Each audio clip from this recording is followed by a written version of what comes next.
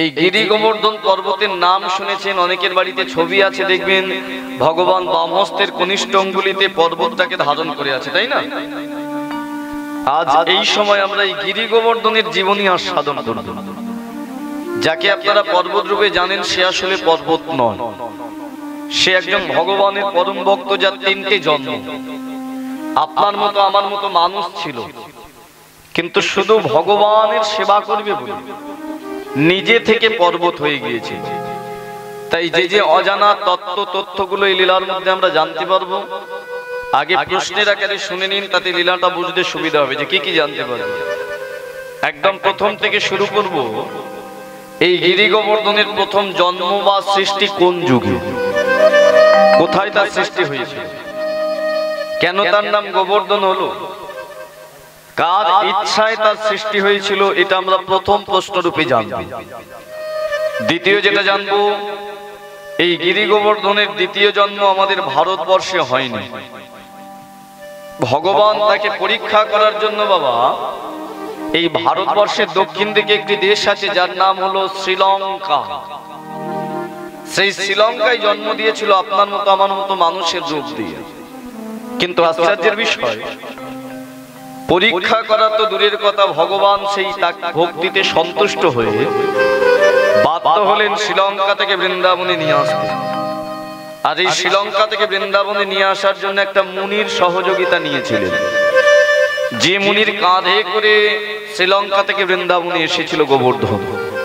তাই দ্বিতীয় প্রশ্নে আমরা যে সকল তথ্যগুলো জানতে পারবো, যেমন আপনি আমি বা আমরা মানুষ রূপ পেয়েছি ভগবানের কৃপায়, কিন্তু এই মানব জন্মের সফলতা আসে কিভাবে, মানব শব্দের অর্থ কি, মানব জন্মের লক্ষ্য কি, সেটাই গোবর্ধন দেখিয়ে গিয়েছিল।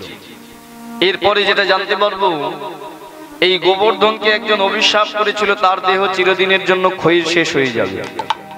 যে অভিশাপ করেছিল সে ছিল সম্পর্কের রাবণের দাদু। কিন্তু আশ্চর্যের বিষয়, এই গোবর্ধনের ভজন সাধন আজও পর্যন্ত সেই অভিশাপ কাজে লাগতে পারেনি। তাই তার ভজন সাধন কেমন ছিল এটা আমরা জানবো। এরপরে যেটা জানতে পারবো, ভগবান কবে, কেন, কিসের জন্য গিরি গোবর্ধনকে পূজা করেছিলেন, কি কারণ। আপনারা সকলে জানেন, ভগবান যে গিরি গোবর্ধন ধারণ করেছিলেন দেবরাজ ইন্দ্রের অহংকার চূর্ণ করার জন্য। এটা যেমন সত্যি, এটা ছাড়াও আরেকটা অজানা কারণ আছে। যে কারণের জন্য গিরি গোবর্ধনকে তিনি ভগবান ধারণ করেছিলেন কনিষ্ঠ অঙ্গুলিতে, সেই কারণটাও আমরা জানবো। এছাড়া জানবো মহাভারতের কিছু অজানা কাহিনী, তত্ত্ব, নীতিকথা, এবং সর্বোপরি যে ভক্ত সেবা মর্তের মাটিতে, এই ভক্ত সেবার সূচনা কোথা থেকে হয়েছিল সেটাও জানতে পারবো এই লীলা থেকে। আসুন এই সকল তত্ত্ব নিয়ে আজকে এই মধ্যাহ্নকালীন হরিমাসরে যে লীলা আপনারা শুনবেন, লীলার নাম হলো ভক্ত গিরি গোবর্ধনের কৃষ্ণ সাধনা। আসুন এই লীলা শ্রবণ করি। তবে তার আগে যেটা দিয়ে এখন শুরু করবো সেটা হলো গৌরচন্দ্রিকা। আমরা যেমন ভালো কোনো কাজে গেলে বাড়ি থেকে বাড়ির বাবা মা গুরুজনদের প্রণাম করে যাই, লীলা কীর্তনের ক্ষেত্রে একটা নিয়ম আছে। আপনি যে লীলাই শুনুন না কেন, কীর্তনের যিনি বাবা, যিনি কীর্তন সৃষ্টি করে গিয়েছিলেন সচিননন্দন গৌরহরি বা চৈতন্য মহাপ্রভু, আগে তার কথা শুনতে হয়, তার চরণ বন্দনা করতে হয়। তাই বৈষ্ণব পদাবলীকে সম্মান জানিয়ে বৈষ্ণব কবিদের চরণধুলি মাথায় লইয়ে আসুন আমরা যৎকিঞ্চিৎ গৌরচন্দ্রিকা আস্বাদন করব, বৈষ্ণব কবি দাস সদানন্দের একটি পদ দিয়ে। সকলে মিলে একবার প্রেমানন্দে দুই বাহু তুলে নিতাই গৌর কৃষ্ণ প্রেমানন্দে হরি। অখিল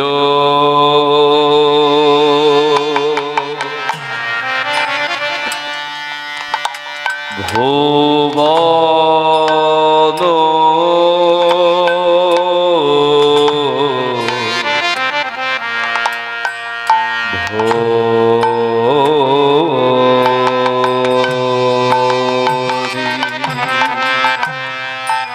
অখিল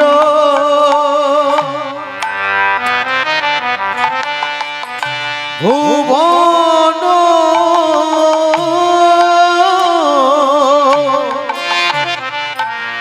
ভরি হরি রস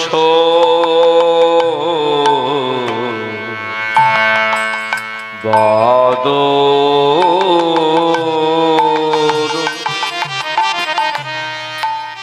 বড়ি ক্ষত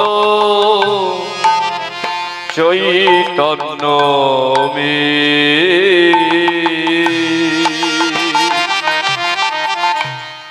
আহা বড়ি ক্ষত চৈতন্য মে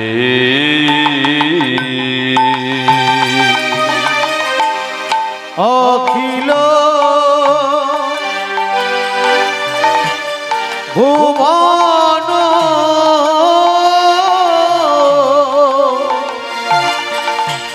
হরি হরি রস বাদ বড়ি ক্ষত চৈতন্য মে বড়ি ক্ষত চৈতন্য মে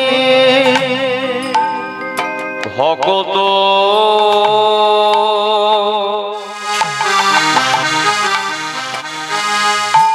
চাতক যত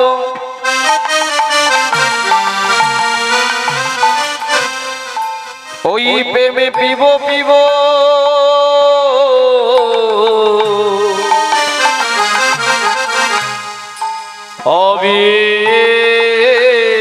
অবিরত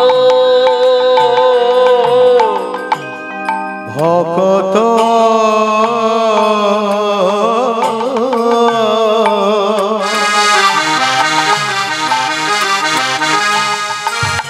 চাতক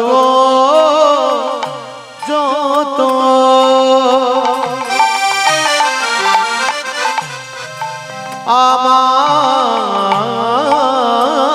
আমার গোরা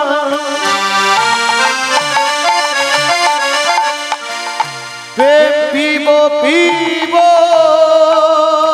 পিব পিব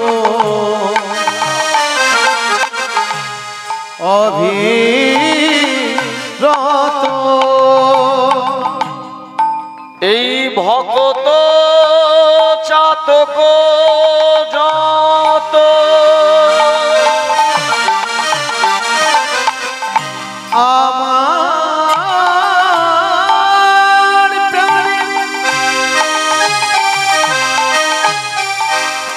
প্রাণের গোনা গোনা আমার প্রাণে গোনা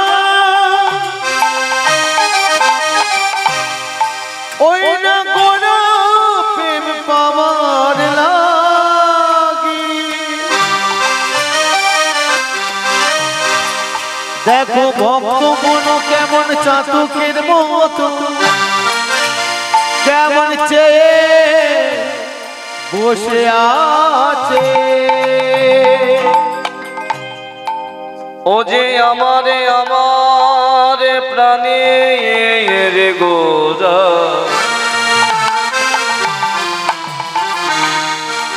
ওই গোরা প্রেমে পাবার লাগি এই ভক্তরা চাতক পাখির মতো চেয়ে আছে সবে পিব পিব রহ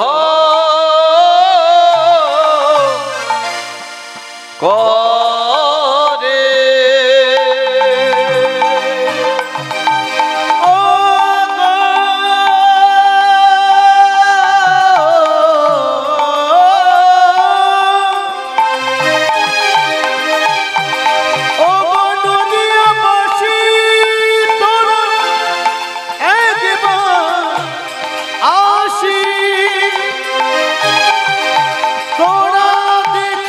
দেখি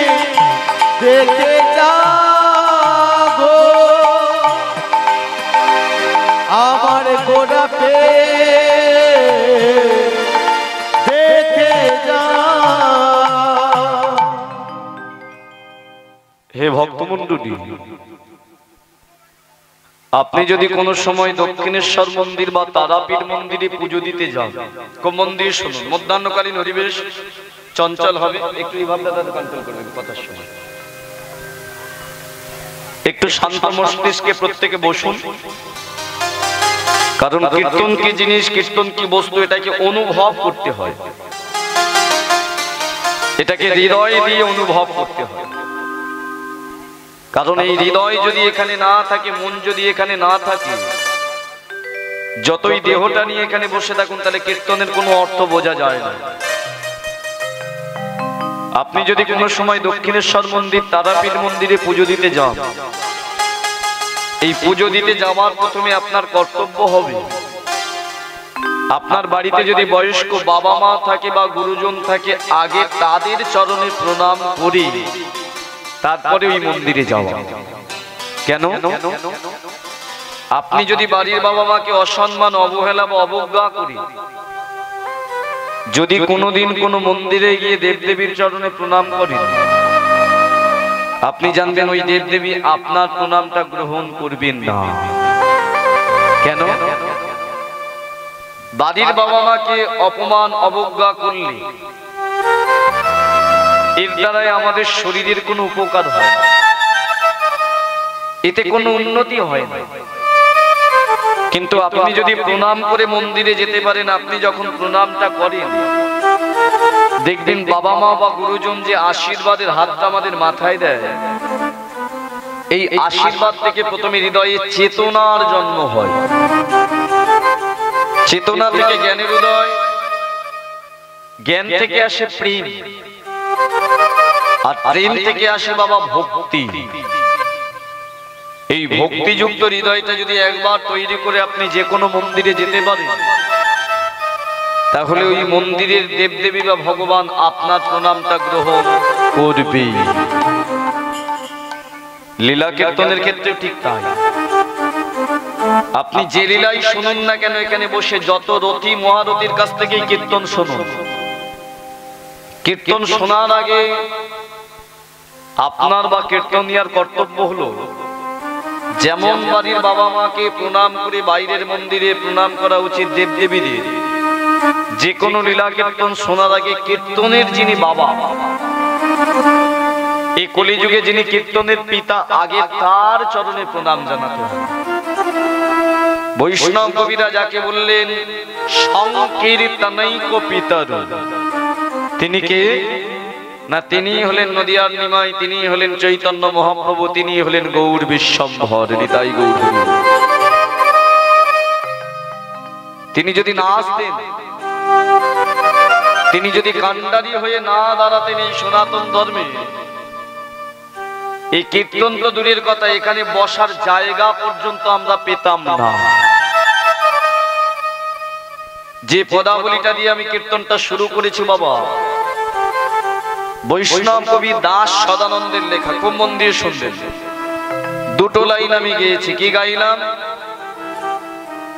অখিল ভুবন ভরি হরি রস বাদ বড়ি ক্ষত চৈতন্য মেঘ। কথাগুলোর অর্থ কি বাবা?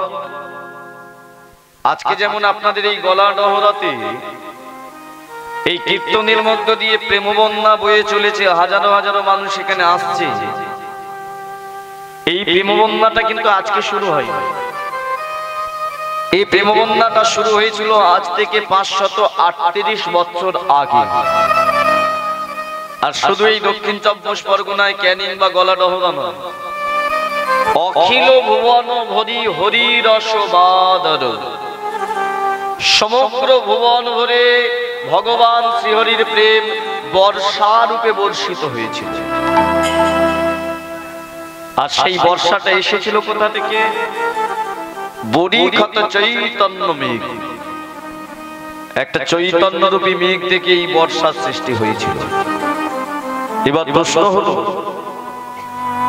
ওই বর্ষার কি প্রয়োজন ছিল? কেন তিনি চৈতন্য রূপী মেঘ হয়ে আসলেন? ভক্ত চাতক যত পিব পিব অবিরত, ওই প্রেমের জল পান করার জন্য চাতক পাখির মতো ভক্তরা হাহাকার করতে লাগলো। কিসের জন্য? কারণটা কি? কারণ একটা, আজ থেকে 550 বছরের পুরানো দিনের যারা ইতিহাস পড়েছেন তারা জানবেন, তৎকালীন দিনে এক জায়গায় এতগুলো মানুষ বসার অধিকার ছিল না। কেন? এই সমাজে কিছু কুসংস্কার ছিল, যেগুলো ব্যাধি রূপে সমাজের মধ্যে বেঁধেছিল। আর সেই ব্যাধির মধ্যে সর্বশ্রেষ্ঠ ব্যাধি ছিল বাবা জাতিভেদ প্রথা বা বর্ণ বৈষম্য। খুব মন দিয়ে শুনবে, 100 জনের মধ্যে 10 জন ছিল বাবা উঁচু জাতিতে। দুটো জাত ছিল তখনকার দিনে, একটা উঁচু একটা নিচু। আর নিচু জাতিতে আপনার মতো আমার মতো বাদ বাকি 90 জন। ওই 10 জন কারা ছিল না, তৎকালীন দিনে যাদের একটু অর্থ বেশি ছিল, টাকা সম্পত্তি বেশি ছিল, তৎকালীন দিনে যারা একটু শিক্ষা লাভ করেছিল, যাদেরকে পণ্ডিত বলা হতো। আর একটা সম্প্রদায় ছিল কারা না, ব্রহ্ম জ্ঞানহীন ব্রাহ্মণ সম্প্রদায়। খুব মন দিয়ে শুনবেন, আমি সকল ব্রাহ্মণের কথা বলছি না, ব্রহ্ম জ্ঞানহীন ব্রাহ্মণ। এরা নিজেদের মতো করে এই সমাজটাকে পরিচালনা করার চেষ্টা করল। এমন কিছু কঠিন নিয়ম নিজেদের তৈরি করেছিল, এটা চৈতন্য মহাপ্রভু আসার আগে। যেমন ওরা যে রাস্তা দিয়ে যাবে আপনি আমি যেতে পারবো না, ওরা যে মন্দিরে পুজো করবে আমরা করতে পারবো না, ওরা যে কলের জল খাবে আমরা খেতে পারবো না। কেন? আমাদের গাটা নাকি ওদের গায়ে ঠেকলে ওদের জাত চলে যাবে। এটা তো সামান্য, এর থেকেও কঠিন ছিল যে সমস্ত মায়েরা বাড়িতে রান্না করেন না, রান্না করতে করতে গরম তেল যখন এক ফোঁটা আপনার গায়ে পড়ে কত জ্বালা যন্ত্রণা হয়। এমন একটা দিন পেরিয়ে এসেছে যখন আপনাদের মতো মায়েদের স্বামী যদি আপনার আগে মারা যেত, আপনি যদি নিচু জাতের হতেন, আপনার ওই সম্পত্তিটাকে দখল করার জন্য উঁচু জাতির মানুষগুলো আপনার স্বামীর দেহটাকে শ্মশানে দাহ করত। আর এই দাহ করতে গিয়ে সম্পত্তির লোভে আপনাকে জীবন্ত অবস্থায় হাতে পায়ে দড়ি বেঁধে ওই জ্বলন্ত আগুনের মধ্যে ওরা ছুঁড়ে ফেলে দিত। প্রথাটার নাম দিয়েছিল সতী দাহ প্রথা। জ্বলন্ত আগুনে যখন আপনার জীবন্ত প্রাণটা পুড়তো না,